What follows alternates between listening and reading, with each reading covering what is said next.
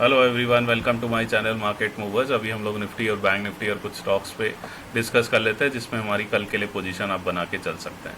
तो निफ्टी का अगर हम डेली चार्ट देखेंगे तो निफ्टी काफ़ी दिनों से एक रेंज में चल रहा था और फ्राइडे वाले दिन हमको एक अच्छी बाइंग देखने को मिली थी और एक स्ट्रॉन्ग बाइंग कैंडल देखने को मिली। अगर आप प्रीवियस 4-5 दिनों की कैंडल देखेंगे तो एक बहुत डोजी टाइप की कैंडल या हैमर या हैंगिंग टाइप की कैंडल आपको यहाँ पर देखने को मिल रही थी। बार बार निफ्टी नीचे जा रहा था, सेलर्स आ रहे थे, पुश कर रहे थे, बट कहीं ना कहीं बायर्स नीचे के लेवल्स पे अब फिर से बाइंग हो जा रही थी और बार बार निफ्टी अपसाइड मोमेंटम दे रहा था। सो फ्राइडे वाले दिन अगर हम देखेंगे एक अच्छी बाइंग देखने को मिली है और एक स्ट्रॉन्ग ग्रीन कैंडल यहाँ पर बनी है। तो अभी हमारा कल के लिए क्या व्यू होना चाहिए तो एक बार देख लेते हैं। तो देखिए यहाँ पर एक रेजिस्टेंस था निफ्टी जो लास्ट टाइम यहाँ ब्रेकआउट देखने की कोशिश की थी 17,419, उसके वहाँ से एक काफ़ी अच्छा सेलिंग प्रेशर आया। फिर निफ्टी ने उसके आसपास जाने की कोशिश की थी, फिर वहीं से सेलिंग प्रेशर आया। फाइनली यहाँ पर हमको एक ब्रेकआउट देखने को मिला है। तो अभी हमारा कल के लिए क्या व्यू होना चाहिए? देखिए कल के लिए सबसे बेस्ट व्यू यही होगा अगर मार्केट कल फ्लैट खुलता है और फ्लैट खुलने के बाद आज का हाई क्रॉस कर देता है या इस कैंडल का भी हाई क्रॉस कर सकता है 17,538, इसके ऊपर निकलता है तो आप अपनी बाइंग की पोजीशन बना सकते हैं। आपका स्टॉप लॉस इसके कैंडल्स के नीचे होना चाहिए जो कि 17,513 है, इसके नीचे आपका स्टॉप लॉस होना चाहिए। और जैसे ही इसका हाई क्रॉस होता है आप यहाँ पर अपनी बाइंग की पोजीशन बना के चल सकते हैं। इसमें हमारा जो टारगेट पहला निकल कर आएगा वो करीब 17,570 का, और उसके बाद जो नेक्स्ट टारगेट निकल कर आएगा वो 17,600 का टारगेट निकल कर आएगा। अभी देखिए सेलिंग के लिए हम पोजीशन हमारी कहाँ पर बननी चाहिए। सेलिंग के लिए अभी अगर हम देखेंगे तो यहाँ पर एक ट्रेंड लाइन भी जा रही है, आप देख रहे हो यहाँ पे एक ट्रेंड लाइन जा रही है। तो ये ट्रेंड लाइन जब तक फॉलो कर रहा है निफ्टी तब तक हम बाइंग के लिए ही देखेंगे। कोई भी डिप आता है तो हम बाइंग की पोजीशन ही बनाएंगे। जब तक ये ट्रेंड लाइन ब्रेक डाउन नहीं होता है, इसके नीचे कोई हमें 15 मिनट्स की कैंडल नहीं मिलती है और बनने के बाद अगर आपको इस तरीके से प्राइस एक्शन मिलता है, अगर नीचे जाता है तो फिर तब हम ज़रूर सेल की पोजीशन यहाँ पर बना सकते हैं। अदरवाइज़ अभी थोड़ा सा सेलिंग की पोजीशन जब तक ये ट्रेंड लाइन ब्रेक डाउन नहीं होती है हम थोड़ा सा वेट एंड वॉच ही करेंगे और कोई भी डिप आता है तो वहाँ पर अपनी बाइंग की पोजीशन ही बना के चलेंगे। अब मान लीजिए कोई बड़ा गैप अप आ जाता है, मान लीजिए सीधे 17,600 के आसपास अगर खुलता है तो वहाँ पे ज़रूर आप अपनी एक सेल की पोजीशन बना सकते हो। अगर वहाँ पर कोई रेड रंग की कोई 5 मिनट्स या 15 मिनट्स में कैंडल आपको मिलती है तो आप जैसे ही उसका लो ब्रेक होता है वहाँ पर आप अपनी सेल की पोजीशन बना सकते हो। जो इमीडिएट टारगेट होगा वो फ्राइडे का जो ये स्विंग हाई है 17,550 के आसपास, वो होगा पहला टारगेट। वहाँ पर आप अपनी पोजीशन बुक करके निकल सकते हैं क्योंकि यहाँ पे स्विंग से हो सकता है मार्केट वापस एक रिकवरी दे दे ऊपर की तरफ। तो गैप अप में हमको सेल के लिए देखना है और सेल के लिए बहुत एग्रेसिव सेलिंग जब तक ये ट्रेंड लाइन ब्रेकडाउन नहीं होगी तब तक हम एग्रेसिव सेलिंग के बारे में नहीं सोचेंगे। अगर फ्लैट खुलता है तो फ्लैट खुलने के बाद 17,540 के लेवल अगर क्रॉस होते हैं तो आप अपनी बाई की पोजीशन बना के चल सकते हैं। ये मेरा निफ्टी के लिए व्यू है। बहुत बड़ा गैप डाउन भी होता है तो गैप डाउन में इमीडिएटली सेल मत करिएगा। गैप डाउन के बाद अगर वापस पुल बैक आता है और पुल बैक आने के बाद फिर उस कैंडल का लो तोड़ता है जो गैप डाउन हुई थी, तब आप अपनी ज़रूर एक सेल की पोजीशन बना के चल सकते हैं। तो ये मेरा बैंक निफ्टी का व्यू है। अभी बैंक निफ्टी का व्यू देख लेते हैं। सो बैंक निफ्टी का भी अगर आप व्यू देखोगे तो यहाँ पर भी बैंक निफ्टी ने एक ब्रेकआउट दिया था फ्राइडे वाले दिन, उसके बाद इसी को रीटेस्ट किया और फिर उसी के आसपास एक क्लोजिंग दे दी है। तो बैंक निफ्टी में भी सबसे बढ़िया एंट्री हमारी तभी होगी अगर बैंक निफ्टी फ्लैट खुलता है। फ्लैट खुलने के बाद 38,310 के लेवल को क्रॉस कर देता है या जो भी फ्राइडे का हाई है उसके ऊपर निकल जाता है तो वहाँ पर आप अपनी बाई की पोजीशन बना सकते हैं। हमारा जो टारगेट होगा वो 38,400 से लेकर 38,500 तक के टारगेट आप एक्सपेक्ट कर सकते हो अपसाइड के लिए।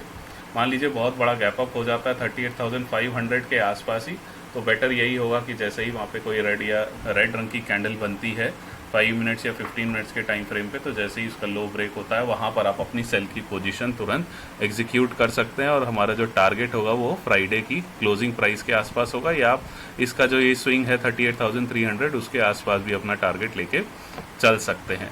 अभी देखिए बहुत ज़्यादा सेल की पोजीशन हम तभी इंटरेस्टेड होंगे बनाने में तो अगर आप देखोगे तो ये वाला स्विंग है और ये वाला जो ट्रेंड लाइन जा रही है, जब तक इसके नीचे हमें कोई कैंडल क्लोजिंग नहीं मिलती है तब तक हम बहुत ज़्यादा एग्रेसिव सेल की पोजीशन नहीं बनाएंगे।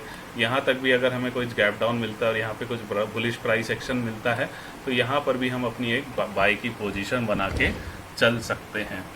सो market is still buy on dips जब तक ये ट्रेंड लाइन ब्रेकडाउन नहीं होता है, और ब्रेकडाउन होने के बाद कुछ बेरिश प्राइस एक्शन जब तक नहीं बनाता है, हम थोड़ा सा बेरिश पोजीशन के लिए अभी इंटरेस्टेड नहीं होंगे।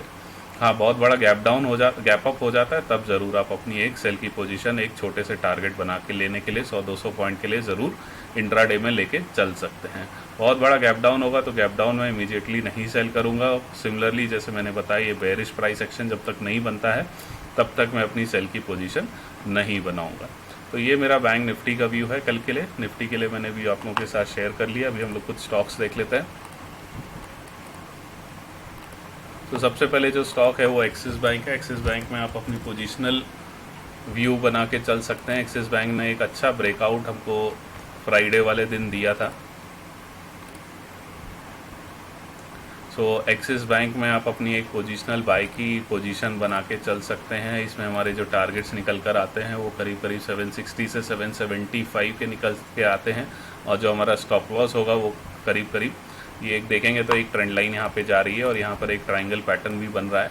तो थोड़ा सा जो अगर डीप स्टॉप लॉस लेना चाहते हैं वो इस कैंडल के नीचे लोग ले सकते हैं 710 का, और नहीं इतना रिस्क लेना है तो आप इस कैंडल का लो ले सकते हैं जो कि 728 के आसपास है। तो 728 के नीचे आप अपना स्टॉप लॉस लेके एक्सिस बैंक में पोजिशनली बाइंग की कंडीशन बना सकते हैं।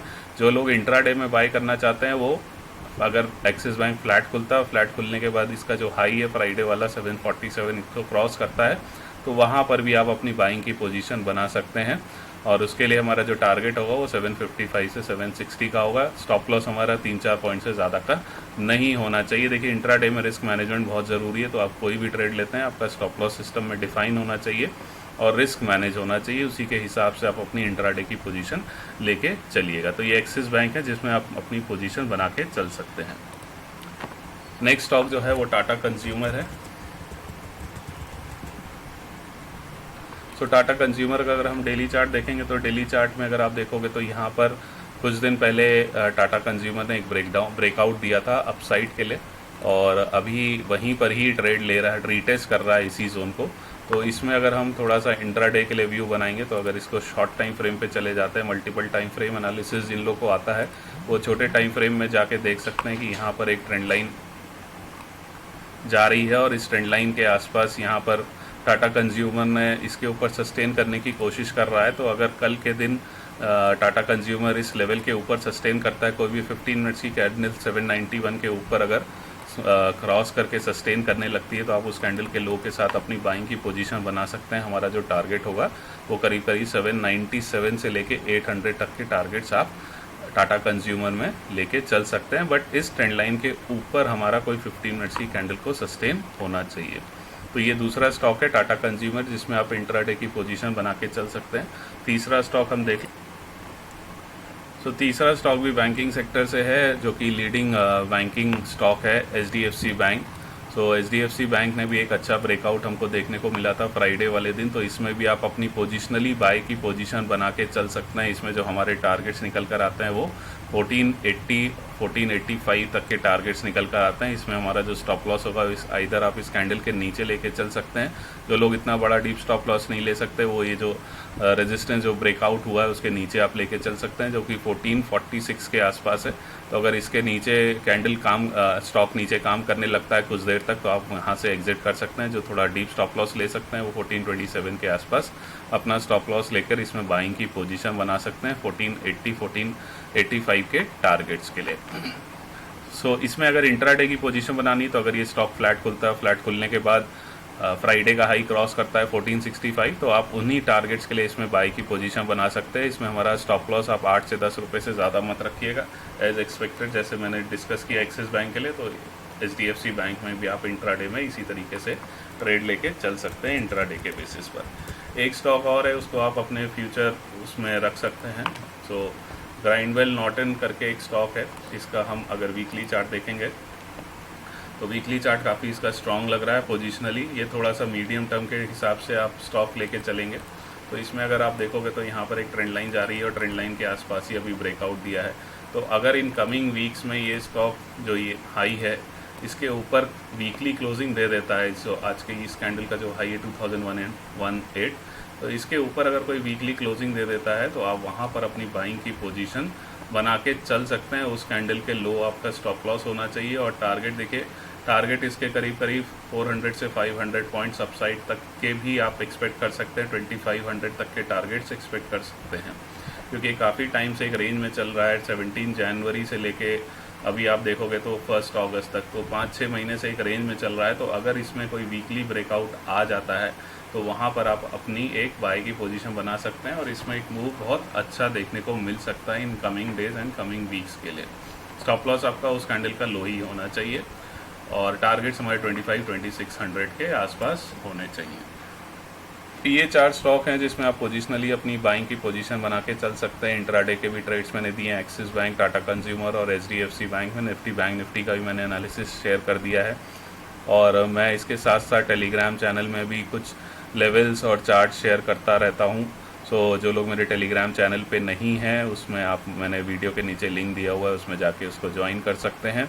जो लोग लर्निंग में इंटरेस्टेड हैं, प्राइस एक्शन किस तरीके से हम proper entry stop loss targets रखते हैं, वो लोग मेरे price action weekend online learning programme join कर सकते हैं, जो कि मैं हर सैटरडे संडे लेता हूँ 2-2 घंटे का, और करीब करीब 1 से 1.5 महीने के हमारा पूरा सेशन चलता है, जिसमें मैं प्रॉपर बेसिक से एडवांस लेवल तक प्राइस एक्शन डिटेल में डिस्कस करता हूँ, जिसमें आप पैटर्न्स को, कैंडल स्टिक्स को, सपोर्ट रेजिस्टेंस को कैसे आइडेंटिफाई करते हैं, कैसे उसमें ट्रेड करते हैं, कब ब्रेकआउट होने से पहले आप पहले एंटर कर सकते हैं, क्योंकि मैक्सिमम लोग ब्रेकआउट के बाद एंटर करते हैं।